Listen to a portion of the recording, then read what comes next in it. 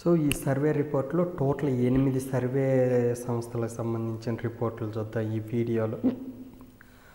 NDTV ఇది వచ్చేసరికి పార్లమెంటుకు రిలేటెడ్. ఎన్డీటీవీ వైఎస్ఆర్సీపీ 16, కూటమి 9, ఇతరులు 0. ఈటీజీ రీసెర్చ్ వైఎస్ఆర్సీపీ 19 నుండి 20, కూటమి 3 నుండి 4, ఇతరులు 0. ఫోర్త్ రౌండ్ సర్వే వైఎస్ఆర్సీపీ 16, కూటమి 1 నుండి 5, ఇతరులు 3.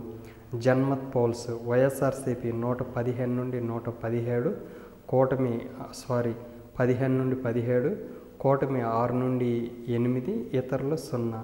పోల్ స్ట్రాటజీ గ్రూపు వైఎస్ఆర్సీపీ 19 నుండి 21, కూటమి 4 నుండి 6, ఇతరులు 0.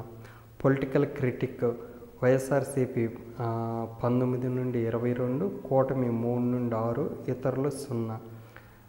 ఎఫ్ఎస్ఎస్ సర్వే వైఎస్ఆర్సీపీ 22, కూటమి 3, ఇతరులు 0.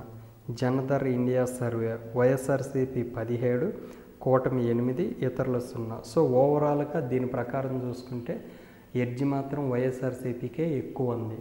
సో ఇప్పుడు కూటమి పెట్టుకున్నా కూడా అంత ప్రిఫరెన్స్ అయితే లేదు. ఒకవేళ వన్ సైడెడ్ కూటమి కాకుండా జగన్కి వస్తే మాత్రం ఈసారి ఎన్డీఏకి పైన సెంటర్లో మెజారిటీ తక్కువ వస్తే కంపల్సరీగా జగన్ ముఖ్యమవుతాడు.